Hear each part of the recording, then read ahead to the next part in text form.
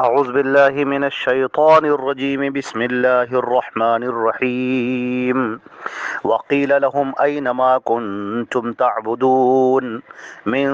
دون اللہ هل ینصرونکم او ینتصرون فکبکبوا فیہا هم والغاوون۔ یہ سورہ شعراء کی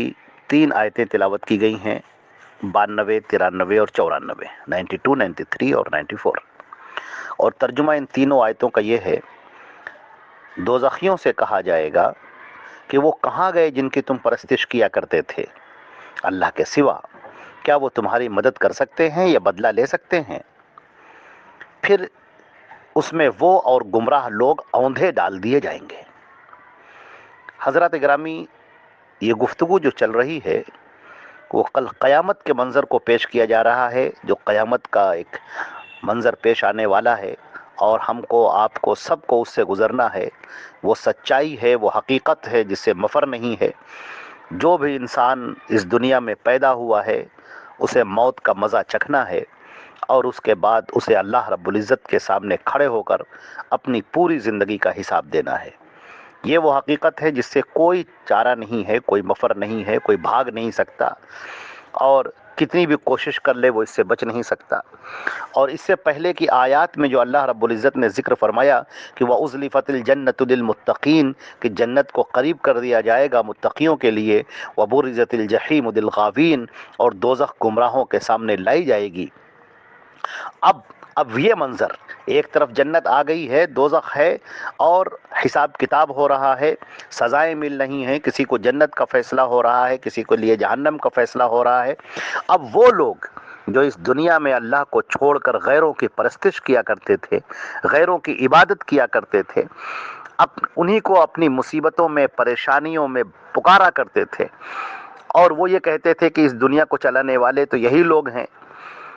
اللہ نے دنیا کو پیدا تو کر دیا ہے، لیکن دنیا کو چلانے والے یہ ہمارے پیر ہیں، یہ ہمارے بزرگ ہیں، یہ ہمارے امام ہیں، یہ فلاں ہیں، یہ فلاں ہیں۔ اب اللہ رب العزت یہاں پر قرآن پاک میں واضح کر رہا ہے، صاف طریقے سے کہہ رہا ہے کہ ذرا ہمیں بتاؤ، وقیل لہم اینما کنتم تعبدون، ان سے کہا جائے گا کہ کہاں گئے وہ لوگ کہاں چلے گئے جن کی تم پرستش کیا کرتے تھے، جن کی تم پوجا کیا کرتے تھے۔ آج تم دیکھ رہے ہو اپنی آنکھوں سے یہ قیامت کے فیصلے کون کر رہا ہے، یہ جنت جانے کے فیصلے کون کر رہا ہے، جہنم جانے کے فیصلے کون کر رہا ہے، کون ہے جو جنت اور دوزخ دونوں کا مالک ہے، کون ہے جو پوری کائنات کا مالک ہے، میدان محشر کا مالک ہے، کس کے فیصلے ہو رہے ہیں؟ کیا کسی کے مجال ہے کہ یہاں پر آ کر گفتگو بھی کر سکے؟ ہر ایک کانپ رہا ہے، تھر تھرا رہا ہے۔ انبیاء کرام کو دیکھو، نبیوں کو دیکھو، بڑے بڑے انبیاء کرام گزرے ہیں، برگزیدہ نبی گزرے ہیں، ان کو دیکھو کس طرح وہ کانپ رہے ہیں، اور کس طرح وہ اپنی فکر میں ہیں، اور کس طرح وہ کہہ رہے ہیں کہ اے اللہ، اے میرے پروردگار ہماری مغفرت فرما دے، اور کس طرح وہ کہہ رہے ہیں کہ اے اللہ تو ہمیں جنت میں داخل کر دے، اپنے غضب سے ہمیں بچا لے۔ اور کہاں تم ان کی پوجا کیا کرتے تھے، موسیٰ علیہ السلام کی عبادت کیا کرتے تھے، عیسیٰ علیہ السلام کی عبادت کیا کرتے تھے، عزیر علیہ السلام کی عبادت کیا کرتے تھے۔ کچھ تو انہیں بت بنا رکھے تھے، لات ہیں، عزا ہیں، ہبل ہیں، منات ہیں، ان کی پوجا کیا کرتے تھے تم۔ اور اسی طریقے سے جن کو بھی تم نے اپنا معبود گڑھ رکھا ہے، تم پریشانیوں میں ان کو پکارتے تھے، ان کو آوازیں دیتے تھے، ان کی دعائیاں دیتے تھے، ان سے اولاد طلب کرتے تھے، ان سے رزق مانگا کرتے تھے، ان سے کہتے تھے کہ ہم پریشانی میں ہیں، ہماری پریشانی دور کر دیجئے، ان سے کہتے تھے کہ ہم جو ہے اس مصیبت میں آ گئے ہیں، ہماری اس مصیبت کو دور کر دیجئے، ان سے تم مانگا کرتے تھے۔ اب ذرا بتاؤ، اب کون دینے والا ہے، اب کون عطا کرنے والا ہے؟ کہاں گئے وہ سب؟ تو وہ سب کھو گئے جن کی تم پوجا کیا کرتے تھے، کہاں ہیں وہ؟ بڑے صاف طریقے سے بات کہہ دی گئی ہے کہ اس بات کو یاد رکھو اور اپنے ذہن میں رکھو کہ فیصلہ کرنے والی ذات صرف ایک اللہ کی ہے، لا راد لقضائہ الا ہو۔ اللہ کے فیصلوں کو اللہ کے علاوہ کوئی ٹال نہیں سکتا۔ وَعْلَمْ، اور یاد رکھو، ان الامۃ لو اجتمعت علی ان ينفعوک بشیء لم ينفعوک بشیء الا قد كتبه اللہ لک، کہ پوری دنیا کے سارے لوگ، سب انسان و جنات و سب کے سب مل کر اگر تجھے کچھ فائدہ پہنچانا چاہے تو تجھے فائدہ نہیں پہنچا سکتے، سوائے یہ کہ اللہ نے تیری تقدیر میں لکھ دیا ہو۔ اور اگر سارے کے سارے لوگ مل کر تجھے کچھ نقصان پہنچانا چاہیں تو کچھ نقصان نہیں پہنچا سکتے، سوائے یہ کہ اللہ نے تیرے لیے تقدیر میں لکھ دیا ہو۔ فیصلہ اللہ کا، حکم اسی کا، طاقت اسی کی، قوت اسی کی۔ اسی کے آگے جھک جاؤ، اسی سے پناہ مانگو، اسی کی حفاظت میں آؤ، اسی سے طلب کرو، اسی کے آگے سر جھکاؤ، مصیبتوں میں پریشانیوں میں اسی کو آواز دو اور اسی پر بھروسہ رکھو اور اس کے علاوہ کوئی نہیں۔ اس دن آنے سے پہلے کہ جس دن لوگ شرمندہ ہوں، جس دن لوگ پریشان ہوں، جس دن لوگ گھبرائے ہوئے ہوں، اپنی انگلیاں چبا رہے ہوں، اس دن کی حسرت اور ندامت اور پشیمانی سے پہلے پہلے اللہ کی عبادت کر لو، اس کی اطاعت کر لو اور اللہ کی توحید کو تسلیم کر لو اور اس کے ساتھ کسی کو شریک نہ کرو۔ فرمایا گیا کہ ذرا سا تم بتاؤ کہ کیا اللہ کے علاوہ ہے کوئی جو تمہاری یہاں پر مدد کر سکے، یا ہے کوئی جو یہاں پر آ کر تم کو چھڑا لے؟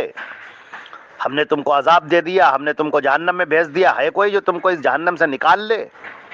کوئی نہیں ہے، کوئی تمہاری مدد کو نہ آئے گا، کوئی تم سے بات تک نہ کرے گا۔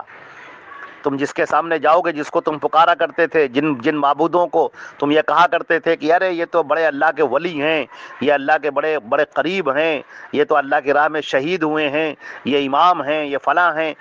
یہ جو تم کہا کرتے تھے، کوئی نہیں آئے گا تمہاری مدد کو۔ یہ سب کے سب اللہ کے ماننے والے ہیں اور اللہ کی اجازت کے بغیر اور حکم کے بغیر یہ تمہاری طرف بڑھ بھی نہیں سکتے، یہ تمہارے بارے میں اپنے لب بھی نہیں کھول سکتے، یہ تمہارے بارے میں اپنی زبان بھی نہیں کھولیں گے، یہ کچھ کہیں گے ہی نہیں۔ ہاں اللہ ہی نہیں اجازت دے گا، اللہ کی مرضی ہوگی تو ان سے کہے گا اور پھر وہ سفارش کرائیں گے، وہ بھی اہل ایمان کی سفارش کرائیں گے، مشرکوں کے نہیں کرائیں گے۔ فرمایا گیا فَكُبْكِبُوا فِيهَا هُمْ وَالْغَاوُونَ، پھر اس کے اندر وہ جو بھی گمراہ ہیں سب اوندھے منہ ڈال دیے جائیں گے۔ جو یہ معبودان باطل ہیں، وہ جو باطل ہیں، کون کون یہاں پر؟ وہ درخت کی پوجا کرتے تھے، پتھروں کی پوجا کرتے تھے، کسی کو بڑا اہم سمجھتے تھے، سب کے سب آج وہ سب اس میں ڈال دیے جائیں گے۔ ہاں جو متقی پرہیزگار تھے، جیسے انبیاء کرام، حضرت موسیٰ، حضرت عیسیٰ یا اور دیگر پیغمبر، یا جو اللہ کے نیک بندے تھے جو ہمیشہ پوری زندگی اللہ کی عبادت کرتے رہے، لوگوں کو شرک سے کفر سے روکتے رہے، اور ان کے جانے کے بعد لوگوں نے ان کو اپنا معبود بنا لیا، تو اس میں ان کی تو کوئی غلطی نہیں۔ لوگوں نے ان کی عبادت کرنی شروع کر دی تو وہ بیچارے کیا کرے، اس میں ان کی تو کوئی غلطی نہیں، لہذا وہ اس میں ملوث نہ ہوں گے، وہ جہنم میں نہ ڈالے جائیں گے، وہ الگ ہو جائیں گے، اور وہ تو صاف کہہ دیں گے کہ ہم کو تم سے مطلب ہی نہیں کچھ، ہماری کہاں یہ مجال تھی کہ ہم لوگوں سے کہتے کہ آؤ ہماری عبادت کرو، ہم کو مصیبتوں پکارو، ہم تو پوری زندگی یہی سب کو تعلیم دیتے رہے کہ اے لوگو تمہارا مالک ایک اللہ ہے، تم جب پریشانی میں آؤ، مصیبتوں میں آؤ، اسی کو آواز دو،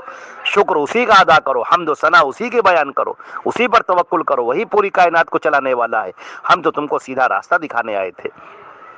ہم نے تو تم کو حق باتیں پہنچائی تھی، ہم تو یہ چاہتے تھے کہ بندے اللہ سے جڑ جائیں، اللہ کے قریب ہو جائیں، اللہ سے مانگنے والے بن جائیں،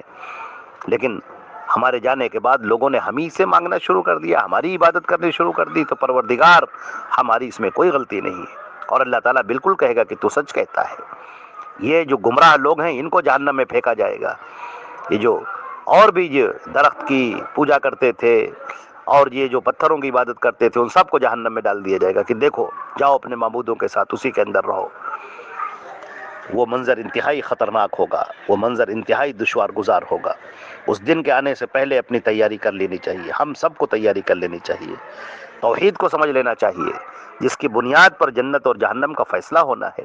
مشرک کی کوئی معافی نہیں ہوگی۔ وَمَن يُشْرِكْ بِاللَّهِ فَقَدْ حَرَّمَ اللَّهُ عَلَيْهِ الْجَنَّةَ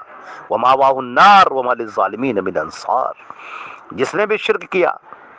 تو جنت اس پر حرام کر دی گئی، حرام کر دی گئی، جنت حرام ہو گئی، اور جہنم اس کا ٹھکانہ ہے، اور کوئی اس کی سفارش کے لیے، کوئی اس کی مدد کے لیے آگے نہ آئے گا۔ وَمَا لِلظَّالِمِينَ مِنْ أَنصَارٍ، کوئی بھی مدد کرنے والا نہ ہوگا ان ظالموں کا، کوئی بھی آگے نہ آئے گا۔ لہٰذا ہمیں اس دن سے ڈرنا چاہیے، اللہ کی توحید پر قائم رہنا چاہیے، اور اس توحید کو سمجھنا چاہیے، شرک کو اور اس کی قسموں کو سمجھنا چاہیے۔ اللہ رب العزت ہم کو اور آپ کو سمجھنے کی توفیق عطا فرمائے۔ وصلی اللہ تعالی محمد وآلہ وصحبہ وبارک وسلم۔ والسلام علیکم ورحمۃ اللہ وبرکاتہ۔